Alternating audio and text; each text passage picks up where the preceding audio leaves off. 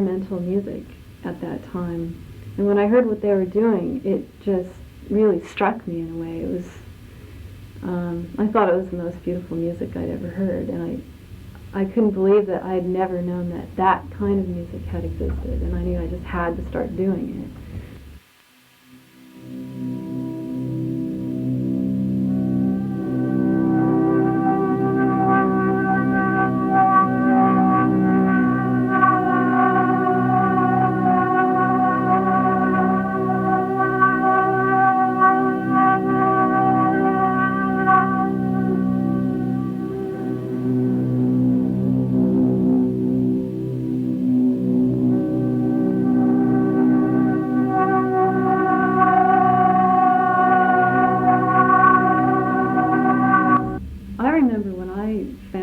About this kind of music, and I didn't know it existed.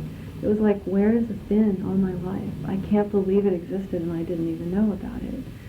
And I know there are a lot of other people who feel that way. I'll get people coming up to me and saying, God, where can I find the music that you play on the radio show?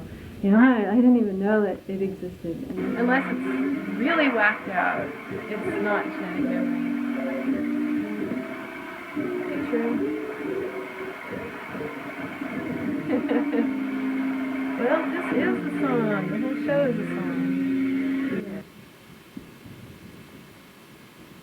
So I thought it'd be a good time to mellow out. And it's coming up on finals week, and oh, everywhere you go you hear Christmas songs, and it tends to stress you out a little bit. You know, I missed my yoga class tonight, and missed my meditation last night. I think you know how it goes. So, just going to sit back and relax with some soft, wailing guitar. Music can really form a way of thinking and a way of being. And just listening to music in, I don't know if you'd call it its innate culture or environment, can really let you know that music just affects people in a different way. And you see how a certain group of people are, and you see the music that they listen to, and it all starts fitting together. The reeds don't always sound at the same time. It's not a real predictable instrument, so we usually play it one at a time.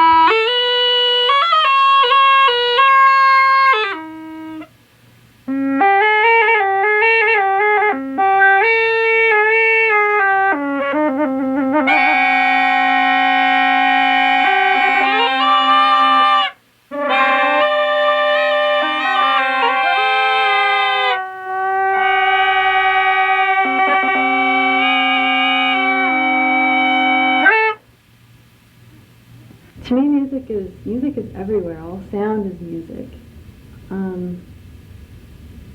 When I am not creating music, there's really something lacking. I feel just off balance, and there's something wrong.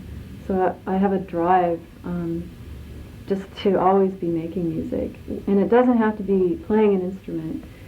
It can be doing things with the sounds. I'll find that when I'm at work, and we have this little microfilm reading machine, and it has a hum, a fan that has a certain tone to it, and I just start singing to it out of nowhere. It always occurs. When I'm in a really nice sounding room, or a cave, or a room with very nice acoustics, I'll always start making sounds so that you can get the resonant frequency of the room. Just find it immediately and start humming it so the room starts singing with you.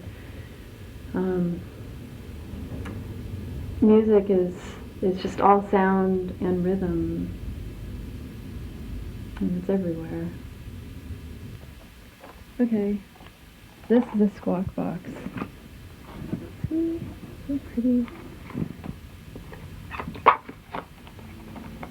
Battery in.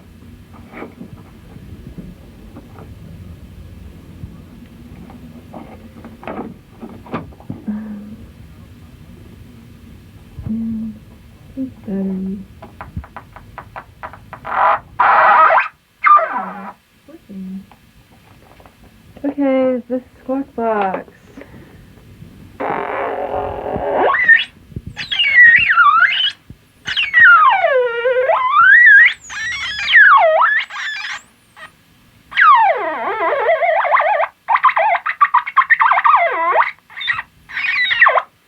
Well, the Squawk Box was created when I was making a little half-watt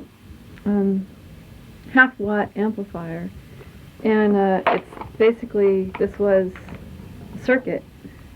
It's a chip plus, various resistors and capacitors. And it wasn't working. So I was testing my soldering joints, touching them and making sure they were strong. And it started squealing at me. So I connected the 2 points where it was squealing, which is actually where these wires are connected, and discovered the Squawk Box. That's how the Squawk Box came into being. Let's show them the big one.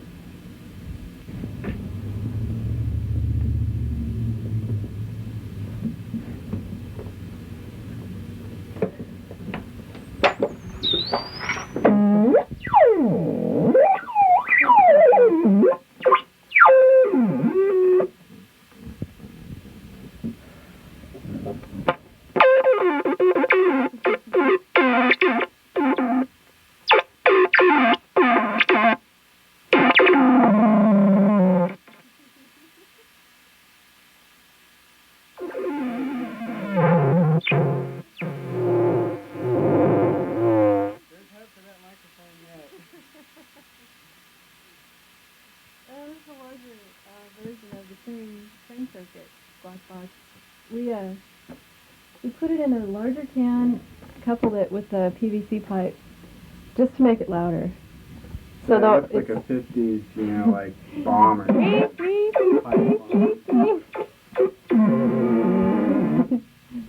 Yeah. Also, we were gonna.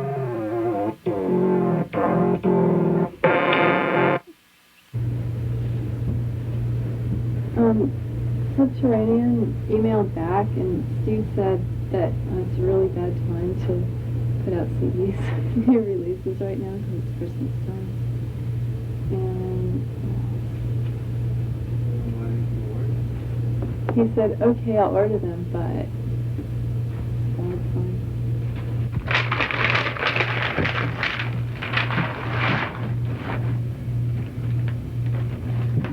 So, packing boxes. That's what we've been doing all week, is we just got these in. We got one shipment of 1,000 CDs on Friday, and the next shipment was on Monday of another 1,000 of a different release. So right now it's like really crazy because we got 2 things coming out at one time, which we never had, but it's a lot of fun.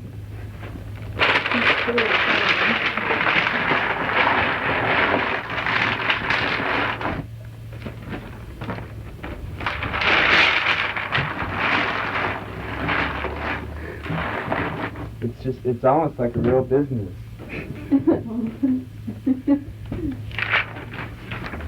And then these are our CDs that we put out. So these are all Cyclotron releases, just as Voice of I. And these are joint Cyclotron Agni music releases with Life Garden and Voice of I together. And these 4 over here are the compilations CDs that we've appeared on. I think that it's really important to be able to do music independent of an institution, independent of government or academic funding, mainly because I think there is a very deep personal need for producing music that is free of any institution.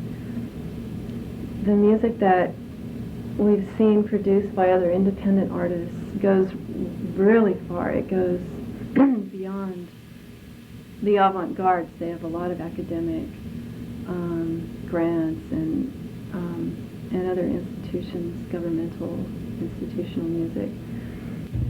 What a lot of this is a product of, all of this networking with distributors and magazines and labels, comes out of the cassette networking days when people would make music on cassette because records and CDs were a little bit expensive, just for people doing experimental music, and these people were really interested in trading between each other. Now I go to the revered post office box. If we got it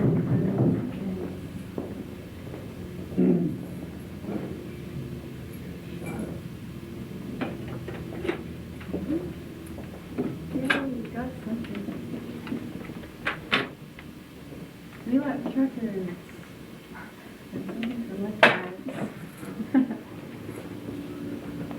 And what music does to me, my favorite thing that music does for me is it takes me somewhere else. It changes my perception and takes me into a world that I never knew existed.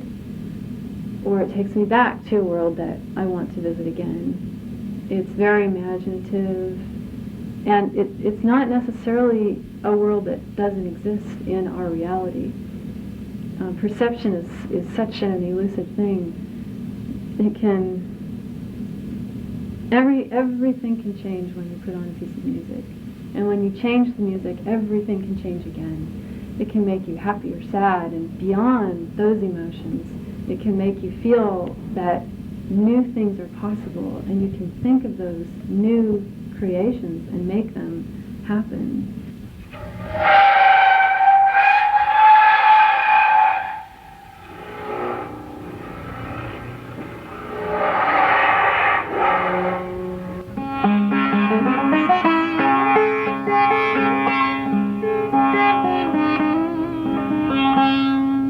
That's what we've been after, and we are still after, is a beautifully controlled sound that just explodes.